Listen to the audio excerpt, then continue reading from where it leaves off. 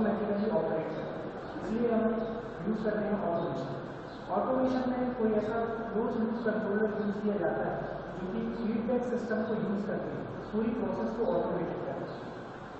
कई close loop controller हो सकते हैं जैसे कि पीएलसी, प्रोग्रामेबल लॉजिक कंट्रोलर या micro controllers.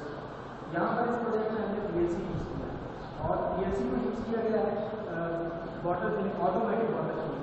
That's why this project is titled as automatic bottle filling system by PLC. Now we come to the project.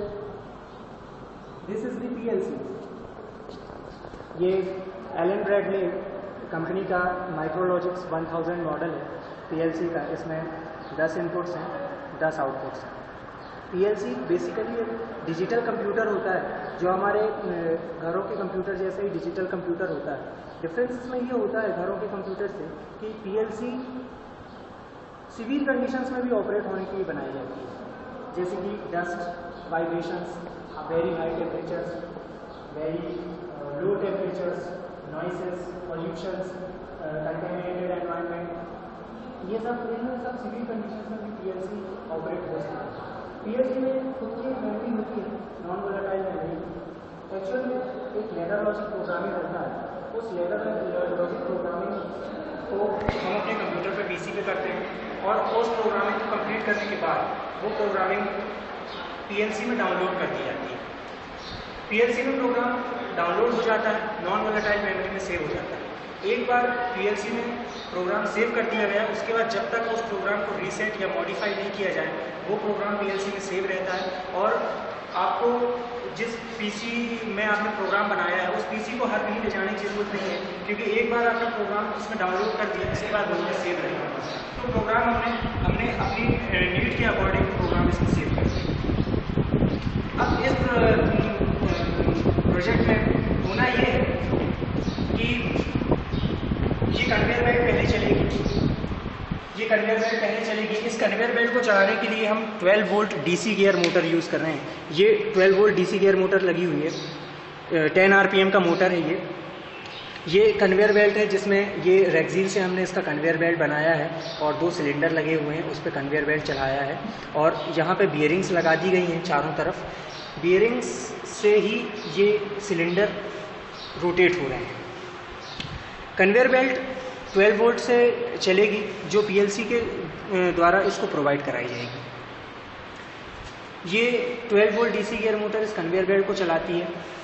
जब हम किसी भी बॉटल को इस पर रखेंगे और कन्वेयर बेल्ट चल रही होगी तो कन्वेयर बेल्ट के साथ साथ ही ये बॉटल इस तरह से इस पर मूव करेगी, ये मूव करेगी और आगे बढ़ती रहेगी। जब ये यहाँ पर एक प्रॉक्सिमिटी सेंसर लगा हुआ है, इस प्रॉक्सिमिटी सेंसर पे जब प्रॉक्सिमिटी सेंसर 4 mm का प्रॉक्सिमिटी सेंसर है, जब इसके पास ये बॉटल आएगी तो ये प्रॉक्सिमिटी सेंसर इस बॉटल को सेंस कर लेगा और बॉटल को सेंस जब करेगा तो सेंसिंग सिग्नल पीएलसी को भेजेगा। ये पीएलसी उसी समय सेंसिंग सिग्नल को लेगी और ये जो सोलेनॉइड वॉल्व है जिसको 220 वोल्ट एसी, ये सोलेनॉइड वॉल्व है, इसको 220 वोल्ट एसी सप्लाई मिल रही है। ये जैसे ही प्रॉक्सिमिटी सेंसर किसी भी मेटल को डिटेक्ट करके पीएलसी को सिग्नल भेजता है, वैसे ही पीएलसी कन्वेयर बेल्ट को रोक देती है और सोलेनॉइड वॉल्व को ऑन कर देती है, जिससे कि फिलिंग चालू हो जाती है।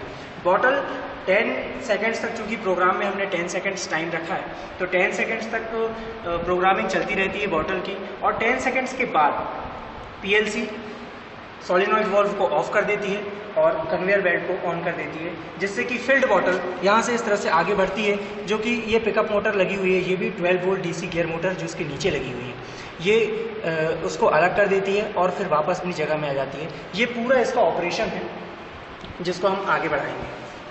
अब इसको हम रन करते हैं। मैं आपको स्टार्टिंग सकता हूँ। पहले हमको स्टार्ट करने के लिए ये स्टार्ट बटन हम जैसे ही दबाएंगे, स्टार्ट बटन दबाएंगे, नहीं 3 और 4 नंबर के ऑफ उसका नहीं, उसका 3 और 4 नंबर के हो गए। अब हम जैसे ये स्टार्ट बटन दबाएंगे, नहीं फिर ऑफ हो गया। हाँ अब ठीक, हाँ ठीक है, आ रहे हैं सिग्नल्स। ठीक, जैसे ही हम स्टार्ट बटन दबाएंगे हमारा ये कन्वेयर बेल्ट स्टार्ट होता है और हमारा ये ऑब्जेक्ट मूव करना स्टार्ट होता है।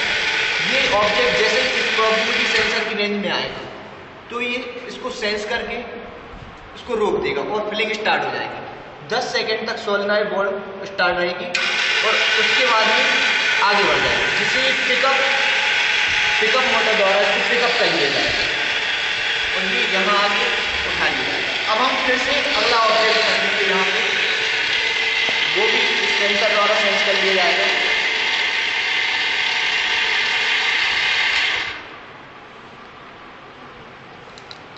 फील्ड बॉटल को यहाँ से यहाँ तक पहुँचने में 6 सेकंड लगते हैं, इसलिए प्रोग्रामिंग में हमने 6 सेकंड मेंशन किया है।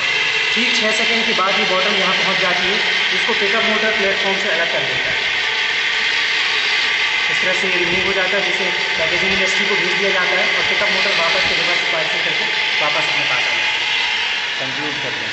ये पूरे के पूरे वर्किंग इंटरलेस के थ्रू चल रही है। ये डीसी गियर मोटर को चलाने के लिए ये वाला रिले हमने यूज़ किया है। सोलेनॉइड बोर्ड को सप्लाई करने के लिए ये वाला रिले यूज़ किया है।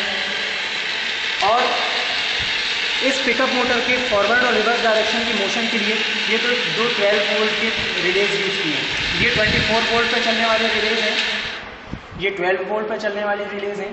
3 तरह की सप्लाई यूज़ की गई है यहाँ पे। ये 220 वोल्ट AC है जो PLC को दी जाती है। 24 वोल्ट का एडाप्टर है जो इन दो रिलेज को चला रहा है। 12 वोल्ट का एडाप्टर है जो इन दो रिलेज को चला रहा है।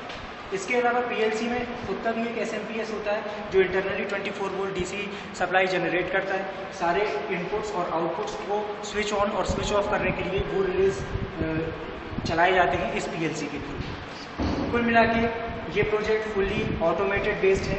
ऑटोमेशन को आजकल ऑटोमेशन हर इंडस्ट्री में ऑटोमेटेड सिस्टम्स लाए जा रहे हैं, सिस्टम्स को अपग्रेड किया जा रहा है, PLC बेस्ड सिस्टम्स लाए जा रहे हैं। ये जो यही प्रोजेक्ट जब प्लांटेड किया जाता है, इसके एप्लीकेशंस बिवरेज इंडस्ट्रीज में, फार्मास्यूटिकल इंडस्ट्रीज में, केमिकल इंडस्ट्रीज में, जहाँ वाटर ट्रीटमेंट होता है वहाँ पर है। तो वहाँ पर बिल्कुल यही प्रोसेस इसी प्रोग्रामिंग के साथ यूज़ की जाती है, जिसका छोटा सा मॉडल हमने आपको दिखाने की कोशिश की है इस मेजर प्रोजेक्ट में। इस प्रोजेक्ट में मैं Shashank Mishra, Thakral college of technology, electrical and electronics department, और मैं बिल्कुल चौरसिया, राज कॉलेज ऑफ टेक्नोलॉजी, हम दोनों ने मिलकर ये प्रोजेक्ट को बनाया है। और इस प्रोजेक्ट की कॉस्ट अप्रॉक्सीमेटली 8000 है PLC को हटाकर। PLC के कुछ डिसएडवांटेजेस भी हैं, जैसे कि पहला PLC बहुत कॉस्टली होता है। दूसरी चीज़, PLC की प्रोग्रामिंग करने के लिए वेल स्किल्ड पर्सन चाहिए होता है। हर चीज़ के दो पहलू होते हैं, एडवांटेजेस भी डिसएडवांटेजेस, लेकिन एडवांटेजेस भी इसके बहुत ज़्यादा हैं, इसलिए इंडस्ट्रीज़ को अपग्रेड किया जा रहा है। और आने वाले समय में आप देखेंगे कि हर फैक्ट्री में हर डिवाइस फुल्ली ऑटोमेटेड होगा और एक्यूरेसी बढ़ती जाएगी, एफिशिएंसी बढ़ती जाएगी, और यही लोगों का यानी कि इलेक्ट्रिकल